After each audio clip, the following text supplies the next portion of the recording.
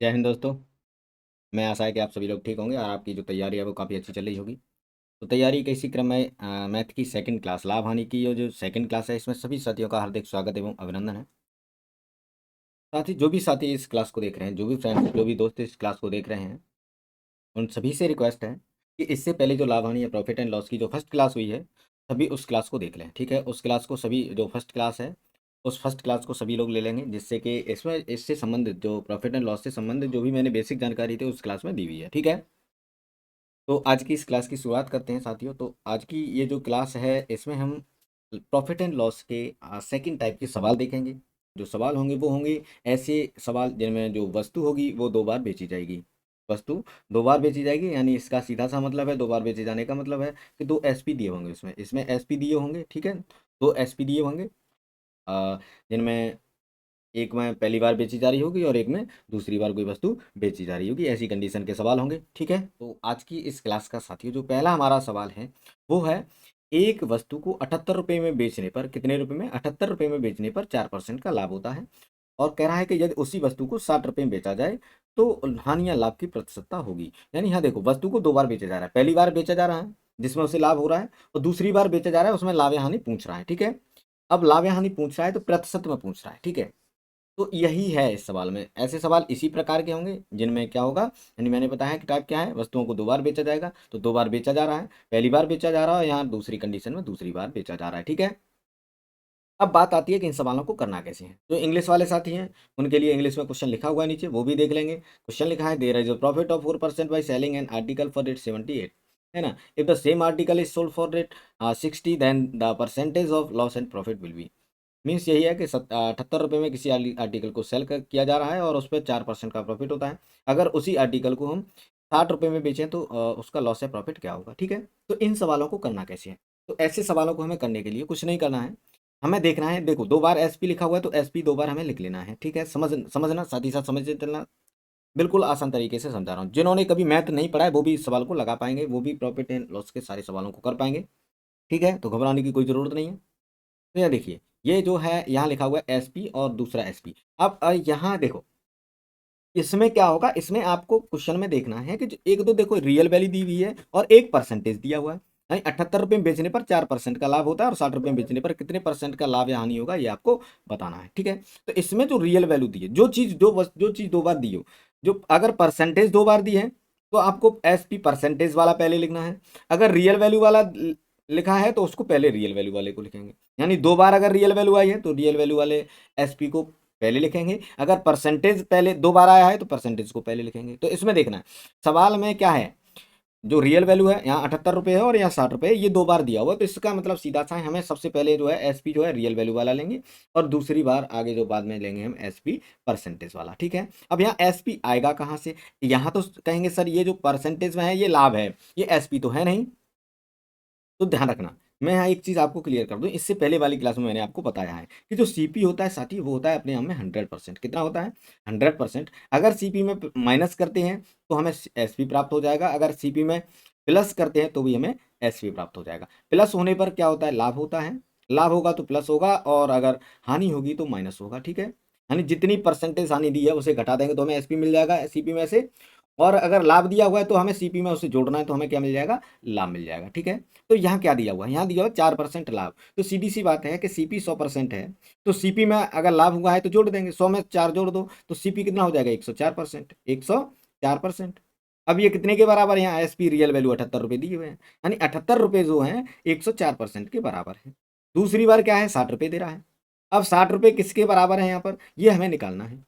देखो, अगर हमें सीपी पता है परसेंटेज में और एसपी पता है, अगर सीपी और एसपी पता है तो हम लाभ और हानि निकाल सकते हैं। अगर सीपी और लाभ पता है तो हम विक्रय मूल्य निकाल सकते हैं, यानी एसपी निकाल सकते हैं। सीपी और हानि पता है तो भी हम एसपी निकाल सकते हैं। यानी देखो, एक होता है सीपी, एक होता है एसपी, एक होता है प्रॉफिट और एक होता है लॉस। ठीक है, इन दोनों में से एक पता है और इन दोनों में से एक पता है तो हम एसपी निकाल सकते हैं। ठीक है, अगर हम एसपी पता है और प्रॉफिट एंड लॉस में से कुछ भी पता है तो हम सीपी निकाल सकते हैं। ठीक है, यहाँ दो वैल्यू दी होंगी तभी हम तीसरी वैल्यू फाइंड कर पाएंगे यहाँ पर। ठीक है, तो यहाँ पर क्या है, अब देख, ये पूछ रहा है कि 78 रुपये में बेचा जाता है तो 104% हो जाता है।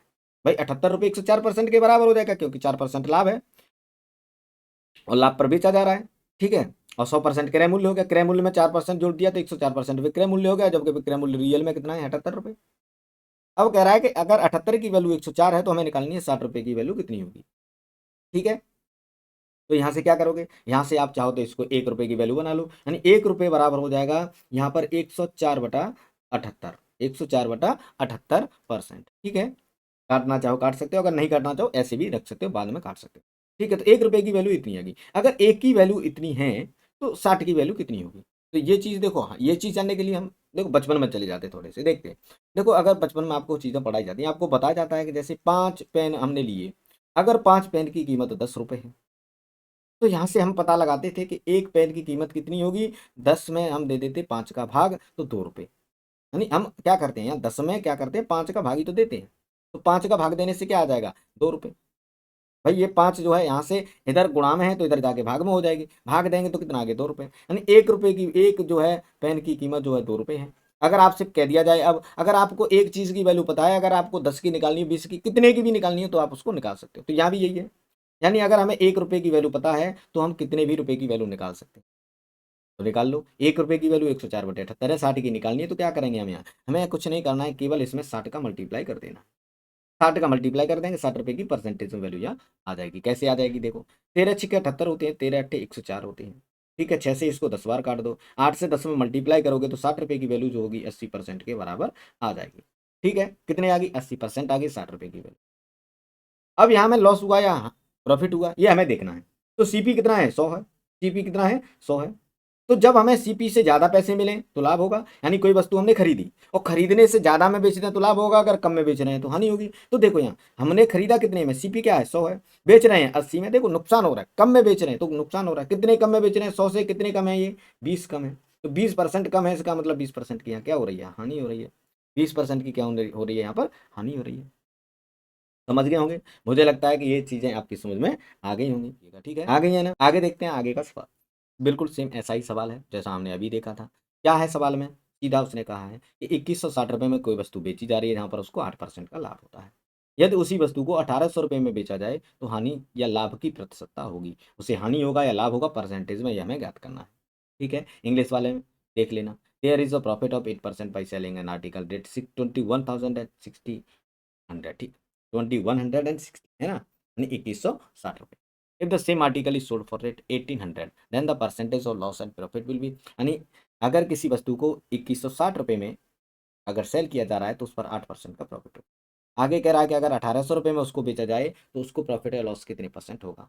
तो इसमें भी क्या करना है, इसमें भी सेम वही कंडीशन, जो चीज़ें जो रियल वैल्यू दो जो चीज जो वैल्यू दो बार दिया उसे पहले लिख लो। देखो यहाँ पर रियल वैल्यू 2 बार लिखी है, तो जो एस पी रियल वैल्यू वाला है वो तो पहले लिखेंगे, और जो परसेंटेज वाला एस पी है उसे हम बाद में लिखेंगे। तो लिख लो 2160 रुपये, 2160 रुपये जो है कितने के बराबर हैं भाई साहब, यहाँ ध्यान रखना। 2160 रुपये जो बराबर है यहाँ पर 8% लाभ के साथ 108% एस पी के है।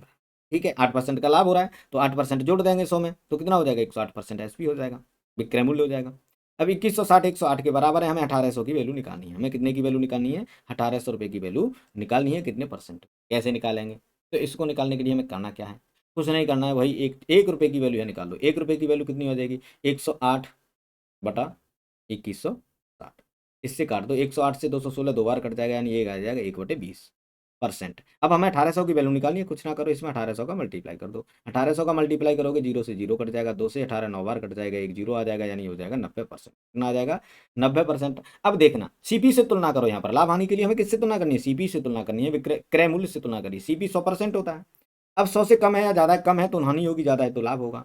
कम है, अब देखो यहाँ सीपी से जो एसपी है हमारा कम है, 90% है, ये 100% है, तो कितने परसेंट कम है ये भाई साहब, यहाँ कम है हमारा, कितना परसेंट कम है ये, 10% कम है। तो 10% का यहाँ पर क्या हो जाएगा भाई साहब, हानि हो जाएगी, लॉस हो जाएगा, यही इसका क्या हो जाएगा, आंसर हो जाएगा। हो गया ना आसान, ऐसे ही बिल्कुल आसान हो जाएंगे सवाल अगर आप देखते रहोगे करते रहोगे तो।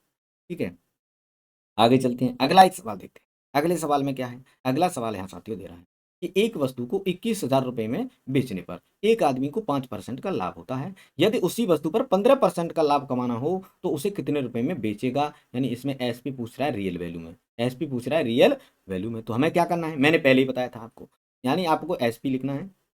ठीक है, 2 बार। अब इस एसपी में जो है क्या लिखोगे, पहले कौन सा लिखोगे, पहले वो लिखोगे जो परसेंटेज में है। ठीक है, तो परसेंटेज में कितना है, पहली वाली में जो है परसेंटेज में है 5% लाभ के साथ 105%। ठीक है भाई, 5 सीपी 100 है भाई, पहले भी बताया मैंने, सीपी 100% होता है।